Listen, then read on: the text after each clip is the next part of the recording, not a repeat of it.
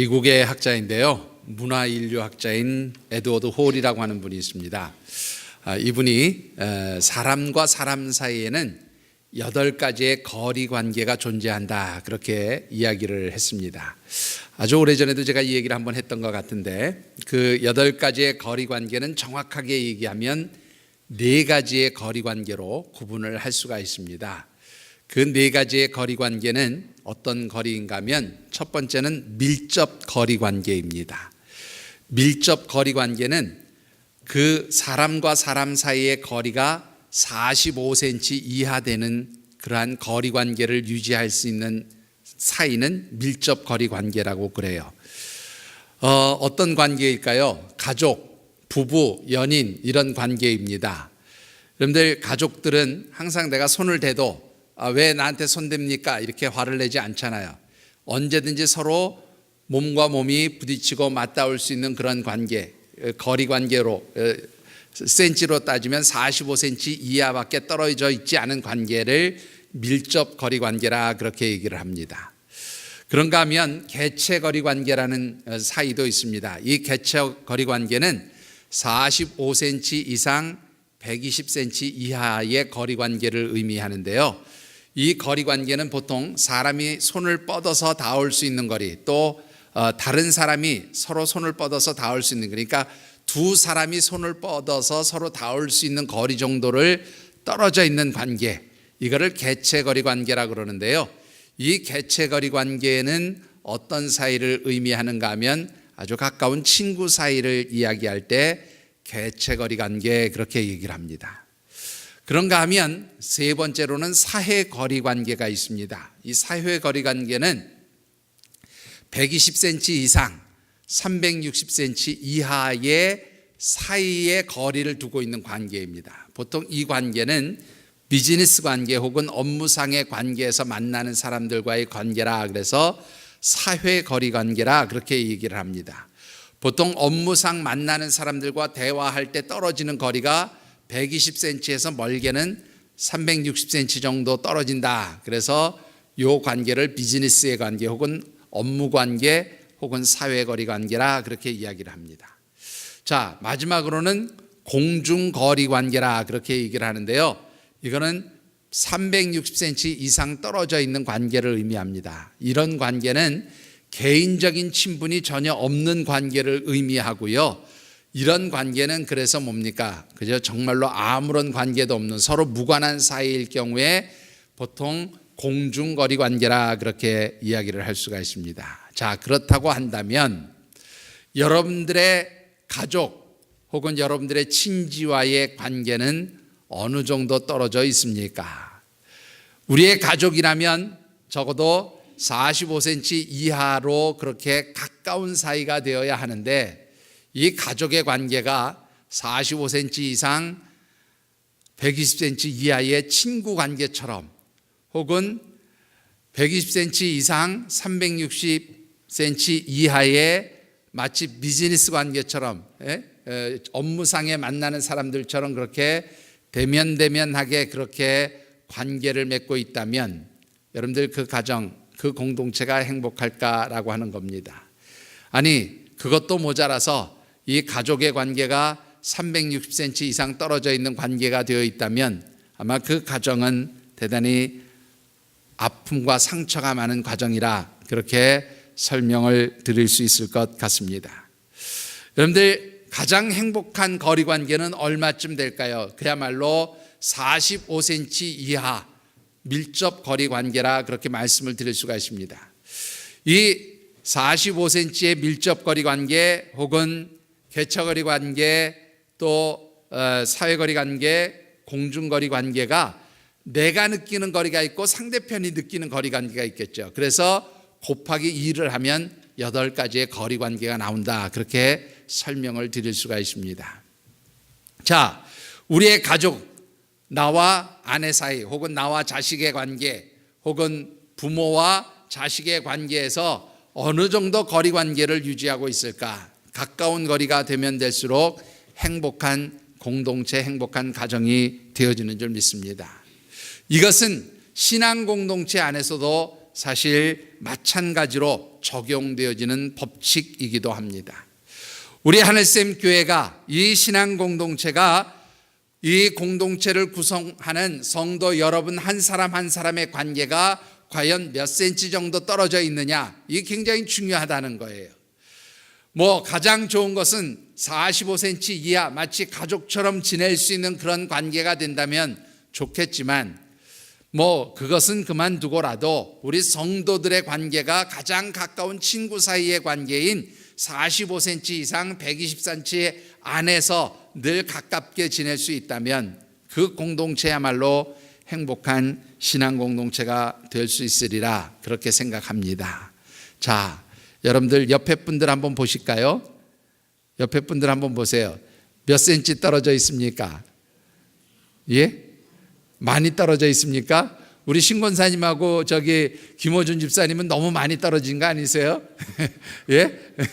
예. 비즈니스 관계까지는 안 가셨고 친구 관계까지는 가신 것 같은데요.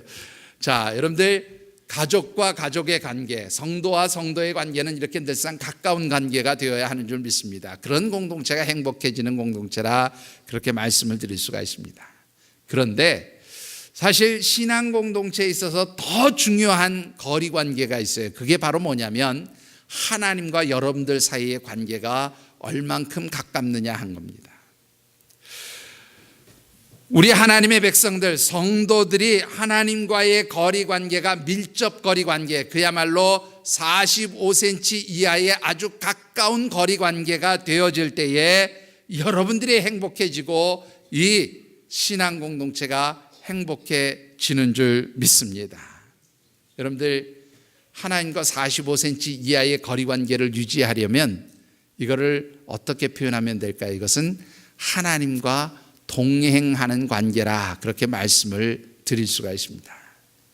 하나님과 동행하는 관계, 하나님과 늘 밀접한 45cm 이하의 관계를 맺고 살아가려면 어떻게 하면 될까요? 올해 우리가 묵상하는 말씀의 주제 기억하십니까? 우리 같이 한번 읽어보실까요? 답안지가 떴습니까? 자, 시작. 예, 무릎으로 세운 가정이 행복합니다 라고 그렇게 주제를 가지고요, 우리의 가정이, 우리의 자녀들이, 우리의 부부가, 또 우리의 신앙 공동체가 무릎 기도로 늘 하나님 앞에 부르짖고 간구하는 가운데 세워질 때에 행복한 가정, 행복한 부부, 행복한 신앙 공동체, 행복한 자녀, 행복한 부모가 될 수 있음을 말씀드리고 있습니다. 그리고 오늘은 그 네 번째로, 이제 앞서 교회 소식란에서 말씀드린 것처럼 우리 신앙 공동체인 하늘샘 교회가 행복한 공동체가 되기 위해서 무엇을 어떻게 해야 할까라는 것을 말씀드리려고 합니다. 특별히 오늘 주신 말씀을 통해서 먼저 묵상해 보고 싶은 것은요, 우리 하늘샘 교회가 하나님이 축복하시는 행복한 신앙 공동체가 되기 위해서 먼저 해야 할 일이 무엇이냐라고 하는 겁니다. 결론부터 말씀을 드리면 하나님과 밀접한 거리 관계를 맺을 수 있는 무릎 기도의 신앙 공동체가 되어야 함을 말씀드리고 싶습니다. 본문 36절과 37절을 우리 함께 봉독해 보십시다. 36절, 37절입니다.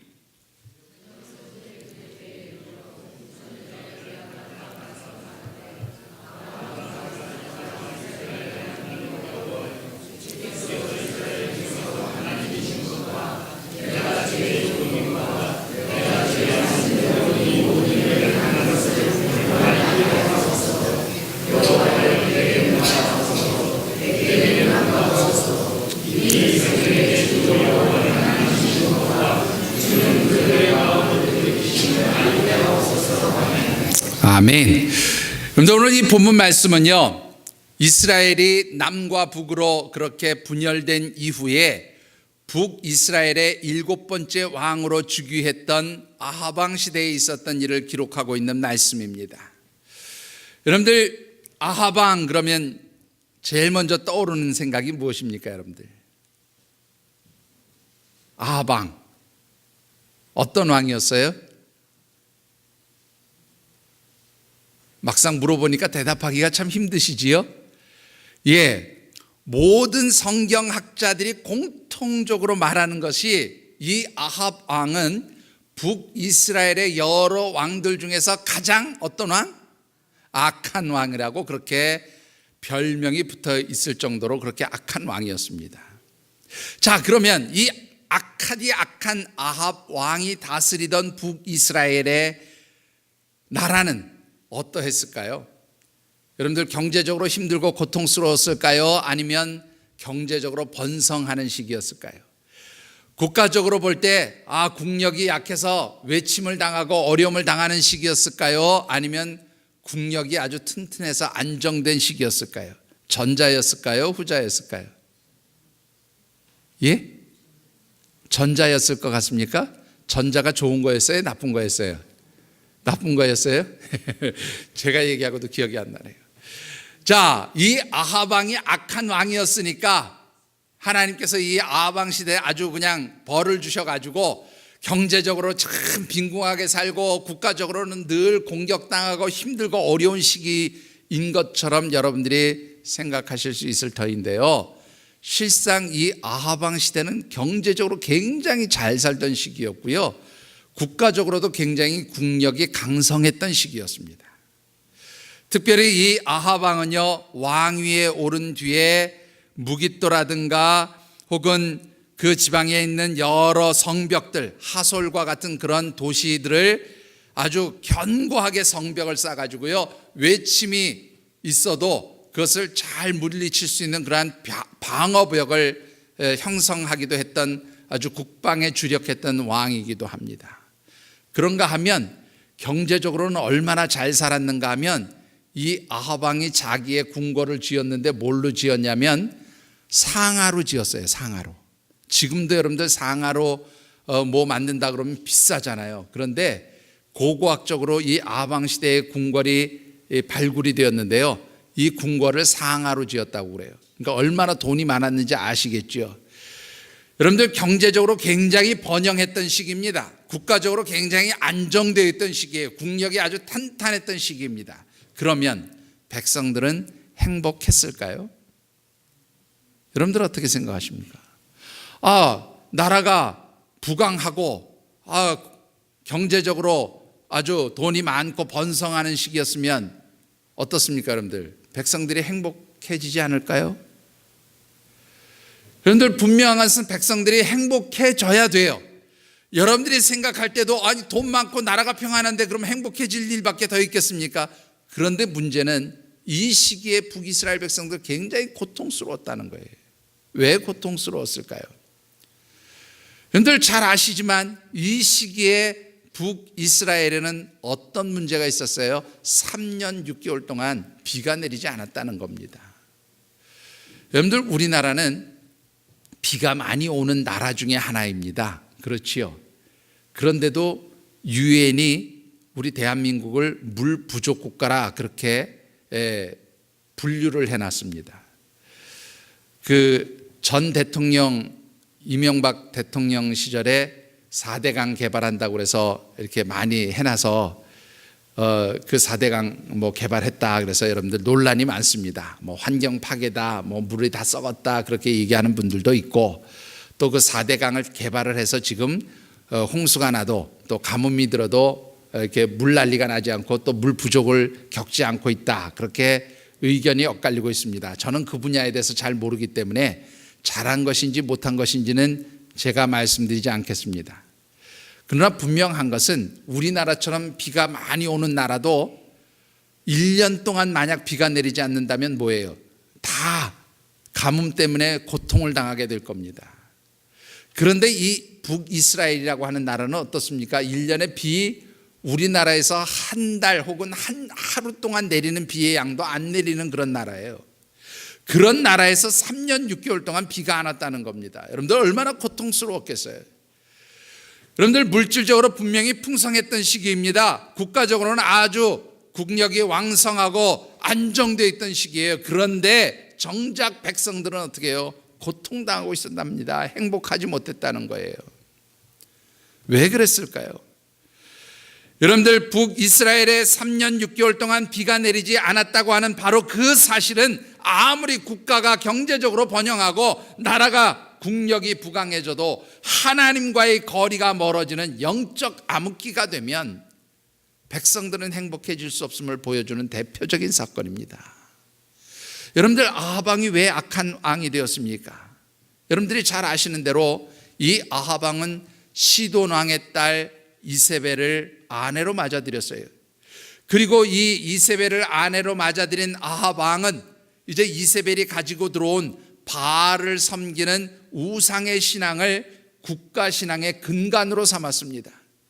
그래서 모든 백성들이 바알을 섬기게 했고 하나님을 섬기는 그런 사람들은 핍박하기 시작했고요. 하나님께서 세우신 선지자들을 죽이기도 했던 그러한 시절이었어요. 한마디로 경제적으로는 번영했고 나라가 부강한 시기였지만 영적으로는 암흑 시기였다, 그런 말입니다. 그런데 이 영적으로 암흑기, 하나님과의 거리 관계가 멀어진 그 시기가 되었을 때 백성들은 결코 행복해지지 않았다, 그런 말이에요.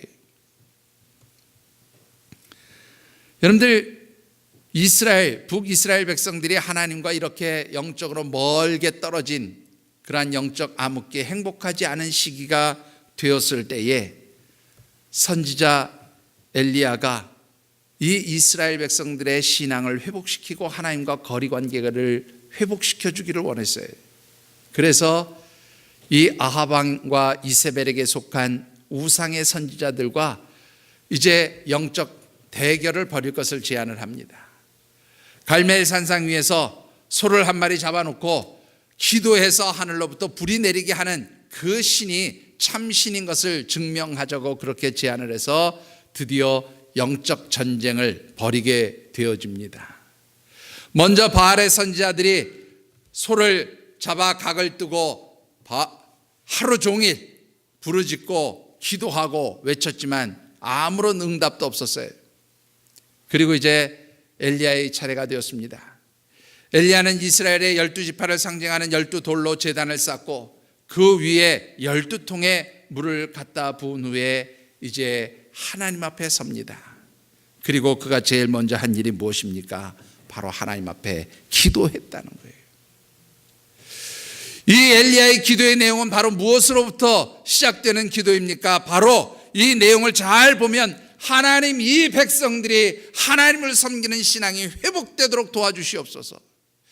다른 말로 표현하면 하나님과 이스라엘 백성들의 관계가 가까운 관계로, 밀접한 관계로 그렇게 회복될 수 있도록 하나님 도와주세요. 그렇게 기도로 하나님께서 이스라엘 백성들을 영적인 암흑기에서 벗어나 영적인 그러한 회복된 하나님의 백성으로 살아가기를 간구하는 기도로 시작되었다라고 하는 겁니다.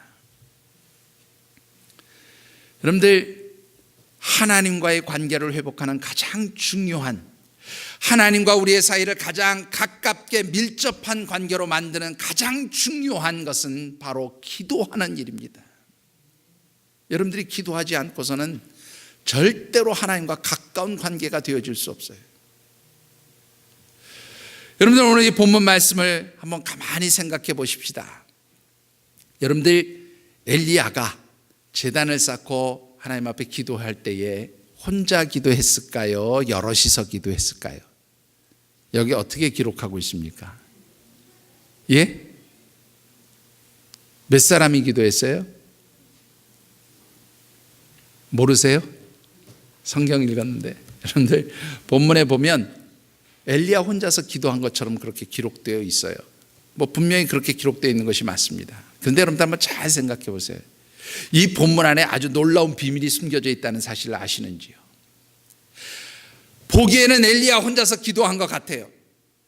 그런데 여러분들, 오늘 이 본문 36절에 보면 엘리야가 기도를 시작한 이 시간이 언제라고요? 저녁 소재 드릴 시간이었다, 그렇게 기록하고 있어요. 여러분들이 잘 아시는 대로 이스라엘 백성들은 하루 3번 하나님 앞에 기도하는 시간이 있었어요. 보통 새벽 6시를 이스라엘 백성들은 0시라고 그랬습니다. 그러면은 9시는 3시가 되지요. 12시는 6시가 됩니다. 그리고 9시는 몇 시가 됩니까? 오후 3시가 돼요. 오늘 본문에서 말하는 저녁 소재 드릴 시간은 바로 이스라엘 백성들이 얘기했던 시간 개념으로 따지면 9시, 그리고 우리 시간으로 따지면 오후 3시, 하루의 일과 중에서 마지막으로 하나님 앞에 기도드리는 바로 그 시간을 의미하고 있습니다. 그 시간이 바로 저녁 소재 드리는 시간이에요. 이 저녁 소재 드리는 시간에 엘리야가 하나님 앞에 기도하기 시작한 겁니다. 자, 그런데 이 본문상에 보면 엘리야가 혼자 기도한 것으로 그렇게 기록되어 있어요. 그런데 여러분들 열왕기상 18장 4절의 말씀을 보면 아합 왕의 신하였던 오바댜가 100명의 하나님의 선지자들을 숨겨서 그들을 돌보고 있었음을 볼 수가 있습니다. 그런가 하면 열왕기상 19장의 말씀을 보면 엘리야가 탈진해서 하나님 이제 나 혼자 남았어요, 하나님의 사람은 나 혼자 남았어요, 그렇게 외칠 때에 하나님께서 엘리야에게 뭐라고 말씀하십니까? 내가 아직 바알에게 무릎 꿇지 아니한 하나님의 사람들을 7,000명이나 남겨두었다, 그렇게 말씀하고 있어요. 그러니까 적어도 7,100명의 하나님을 섬기는 그러한 북이스라엘 사람들 중에서 7,100명의 믿음을 지키고 신앙을 지키던 사람들이 아직 남아 있었다는 것을 알 수가 있습니다. 아합 왕이 전 국민에게 정말로 바알을 섬기는 신앙을 강제하고 하나님을 섬기는 사람들을 핍박했지만 하나님께서는 7,100명의 하나님의 사람들을 숨겨놓고 있었다, 그런 말이에요. 그러면 한번 생각해 보십시다. 이 7,100명의 하나님의 사람들이 오후 3시 기도 시간에 기도 안 했겠어요? 어디에선가 모르지만 숨어있는 장소에서 하나님 앞에 기도하고 있었을 겁니다. 그리고 이 아합 왕의 선지자들, 즉 우상의 선지자인 바알의 선지자들과 엘리야가 갈멜 산상에서 영적 대결을 벌이고 있다는 사실을 아마 이미 그들도 다 알고 있었을 것입니다. 그러면 지금 하나님의 백성들이 하나님을 섬기는 신앙을 회복하느냐 안 하느냐를 결정하는 그러한 중요한 시기에 있는데 이 7,100명의 하나님의 사람들이 엘리야 혼자서 기도 열심히 하고 잘 해결하겠지 그러고 방관하며 모른 척 했겠느냐라는 거예요. 아마 함께 그들도 보이지 않지만 하나님께 기도했을 것임에 틀림이 없습니다. 여러분들 한번 생각해 보십시다. 이 하늘샘 공동체가 정말로 하나님이 축복하시고 하나님이 응답하시고 하나님께서 정말로 복되게 하시는 그러한 행복한 신앙 공동체가 되기 위해서 영적 지도자로 세운 목사 혼자만 기도하면 하나님 이 공동체를 축복하시겠습니까? 목사 혼자서 기도한다고 여러분들의 기도를 제가 중보하며 기도한다고 하나님 여러분들 기도 응답해 주시겠습니까? 여러분들이 진정으로 하나님 앞에 행복하고 하나님께서 축복해 주시는 응답받는 그러한 은총의 삶을 누리기 위해서는 목사가 기도하는 것도 중요하지만 여러분들도 자신의 문제를 놓고 또한 이 신앙공동체인 하늘샘 교회를 위하여서 중보하며 기도하는 것이 중요한 줄 믿습니다. 그렇게 함께 무릎으로 하나님 앞에 기도하는 공동체가 될 때에 이 하늘샘 공동체가 진정으로 하나님 축복하시는 행복한 공동체가 되어질 줄 믿습니다. 여러분들 1924년에 그 텍사스주에 있는 달라스 신학교가 세워졌습니다.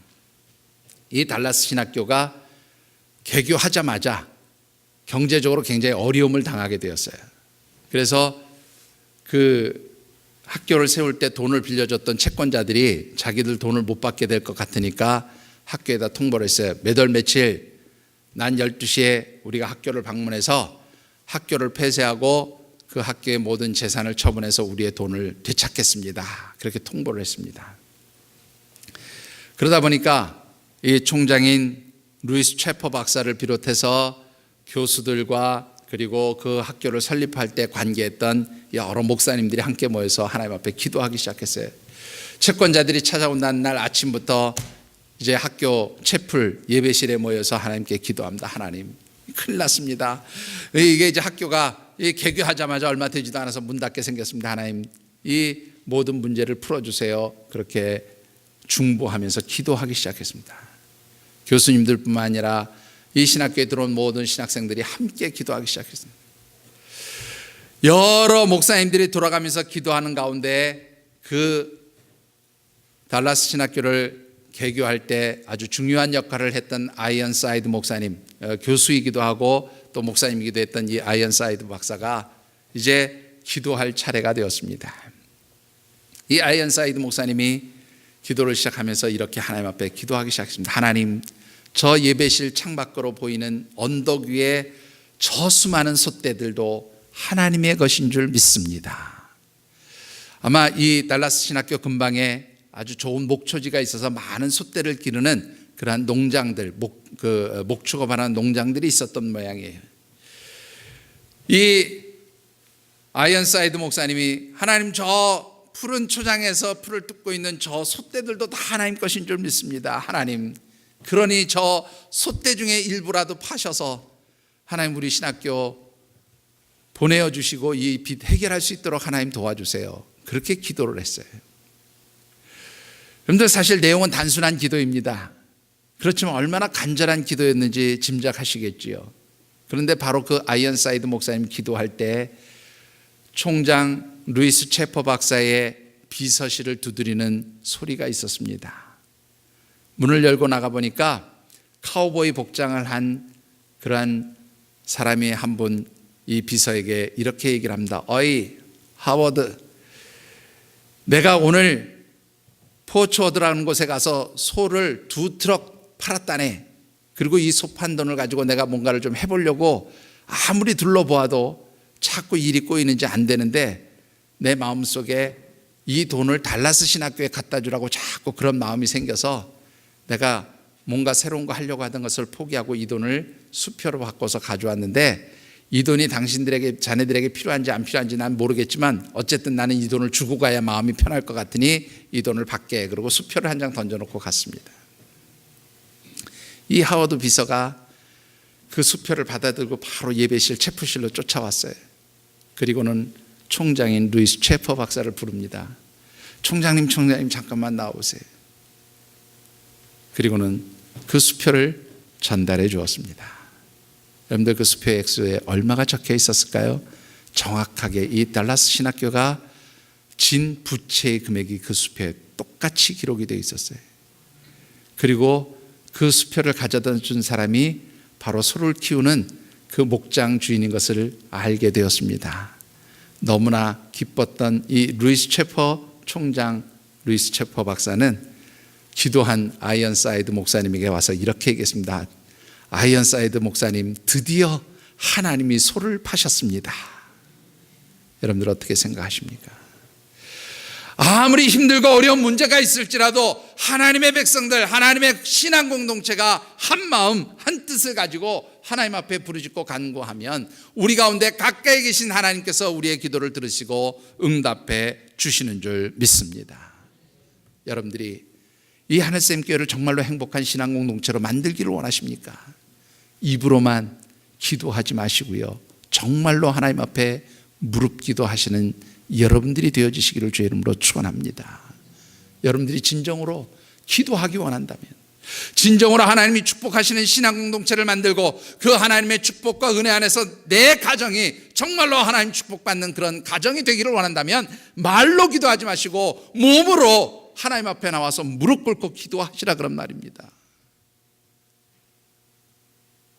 여러분들이 입으로 백날 기도하는 것 아무런 소용이 없습니다. 진정으로 하나님 앞에 무릎 꿇고 기도할 때에, 여러분들의 그 기도가 모아질 때에 이 공동체가 하나님 축복하시는 공동체요, 여러분들의 가정이 하나님 축복하시는 가정이 되어질 줄 믿습니다.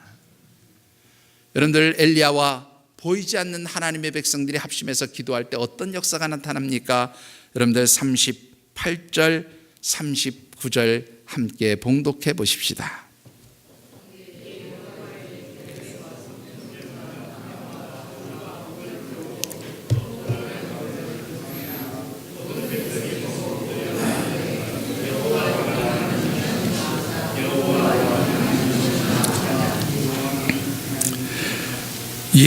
여러분들 여기에 보시면 하나님께서 엘리야와 하나님의 백성들의 기도를 들으시고 응답해 주셨는데 하늘 문을 여시고 불로 응답해 주셨어요. 근데 여러분들, 이 불로 응답했다고 하는 것을 우리 신약적인 개념으로 보면 무엇이겠습니까? 성령 하나님께서 그들 가운데 임재하셔서 하나님의 응답의 역사를 보여주신 것입니다. 그런데 참으로 놀라운 것은 38절의 말씀을 보니까 하나님께서 성령 하나님의 불같은 임재하심 속에서 응답하실 때에 뭐가 다 탔어요? 그 제단을 쌓고 각을 떠놓은 손은 물론이거니와, 여러분들 앞서 말씀드렸던 대로 12통의 물을 부은 그 도랑 사이에 채워졌던 물까지 다 태워버렸다고 그렇게 성경은 기록하고 있습니다. 여러분들, 불로 무엇인가를 태우려고 할 때에 물 갖다 부으면 그거 방해하는 겁니까? 돕는 겁니까? 분명히 방해지요. 장애물입니다. 그런데 여러분들, 하나님 앞에 기도하니까, 하나님 앞에 합심해서 부르짖으니까, 여러분들, 하나님의 역사가 일어나는 그러한 것을 방해하는 물까지도 하나님 어떻게 해요? 싹 태워버리셨다 그런 말이에요. 여러분들이 하나님 앞에 합심해서 기도할 때에, 여러분들이 정말로 하나님 앞에 입으로가 아니라 진정으로 몸으로 여러분들의 시간을 들여서 하나님 앞에 기도할 때에 여러분들의 문제를 해결하지 못하도록 방해하는 모든 요소들을 하나님 태워버리시고 응답해 주실 줄 믿습니다. 여러분들이 기도할 때에 그토록 멀어졌던 북이스라엘 백성들과 하나님의 백성들의 관계가 회복되기 시작했어요. 여러분들, 여기 39절 말씀을 보면 이 북이스라엘 백성들이 드디어 뭐라고 고백합니까? 하나님, 여호와 하나님, 그분이야말로 진정한 하나님이십니다. 그렇게 고백하기 시작해요. 그리고 40절의 말씀을 보면 여러분들, 그 우상의 선자들을 다 멸할 수 있는 그런 하나님의 역사가, 하나님의 기회가 주어집니다. 우상 숭배를 뿌리 뽑을 수 있는 그런 하나님의 역사가, 기적이 시작되어짐을 보게 됩니다. 사랑하는 성도 여러분, 여러분들이 기도해야, 여러분들이 합심해서 하나님 앞에 기도해야 여러분들의 가정의 문제가 풀리고, 여러분들이 합심해서 기도할 때에 이 하늘샘 신앙 공동체가 하나님 축복하시는 은혜의 공동체요, 행복한 신앙 공동체가 되어지는 줄 믿습니다. 여러분들이 무릎 기도로 하나님과 가까운 사이가 되어지기를 바랍니다. 여러분들이 무릎 꿇고 하나님과 가까이 하실 때에 하나님은 하늘의 역사를 이루게 하실 줄 믿습니다. 특별히 하나님께서 어떤 역사를 이루십니까? 어떤 축복을 주십니까? 우리가 읽지 않았지만 41절 이후의 말씀을 보면 하나님께서 그 이스라엘 백성들을 고통스럽게 하던 3년 6개월의 가뭄을 끝내시는 것을 보게 됩니다.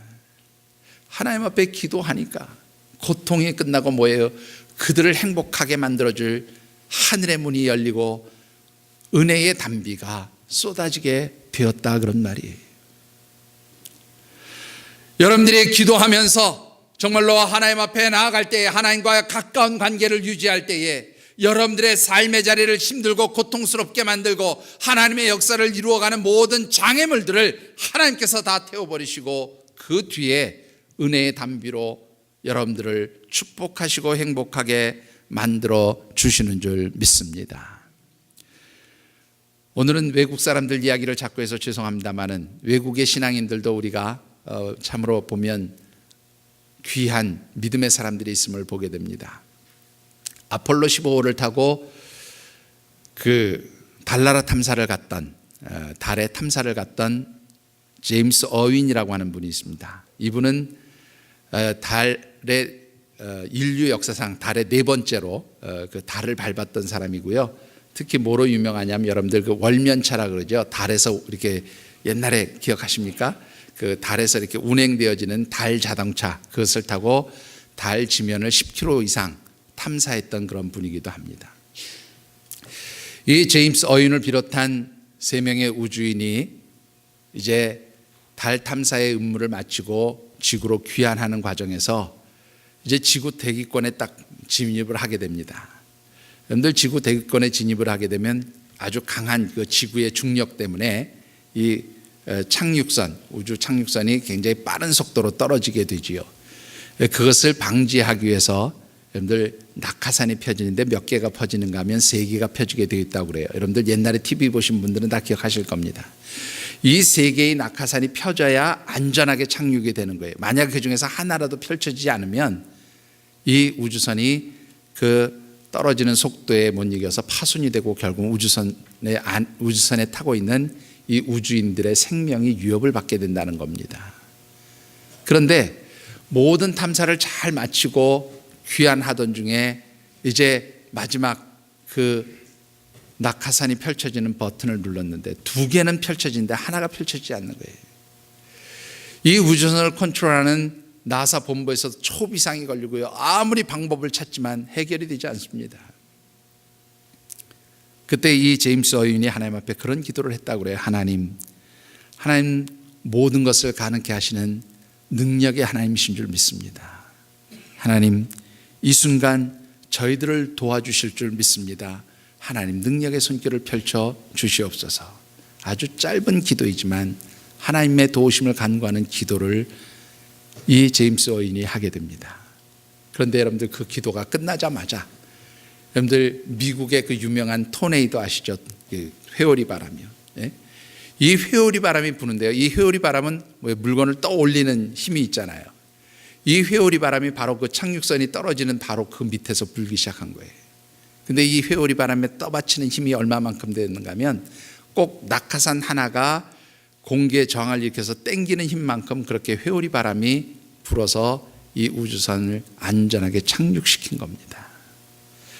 이 일로 인해서 이 제임스 어윈이 결국 나중에 신학 공부를 하고 목사님이 됐어요. 1972년도 우리나라에도 와서 부흥 집회를 하면서 간증을 했습니다. 그때 유명한 말을 남겼어요. 다른 사람들은 뭐라고 할지라도 나는 그것이 기도한 나의 부르짐에 하나님 응답해 주심을 나는 믿습니다. 하나님의 기적의 역사였음을 나는 분명히 믿습니다. 그렇게 고백합니다. 그리고는 하나님께 부르짖고 간구하는 자들에게는 불행도 축복으로 바뀌는 행복의 순간이 되어지는 줄 믿습니다. 그렇게 고백합니다. 사랑하는 성도 여러분, 여러분들에게 어떤 문제가 있습니까? 어떤 아픔이 있습니까? 여러분들이 정말로 합심해서 하나님 전에서 기도할 수 있게 되기를 주의 이름으로 축원합니다. 그리할 때에 하나님께서 여러분들의 모든 삶의 문제뿐만 아니라 이 하늘샘 공동체를 하나님 축복하시는 행복한 신앙 공동체로 그렇게 만들어 주실 줄 믿습니다. 성령 하나님의 임재하심 속에서 기도하는 여러분들의 신앙 공동체, 이 하늘샘 교회가 행복한 신앙 공동체 되어지시기를 주의 이름으로 축원합니다. 기도하겠습니다.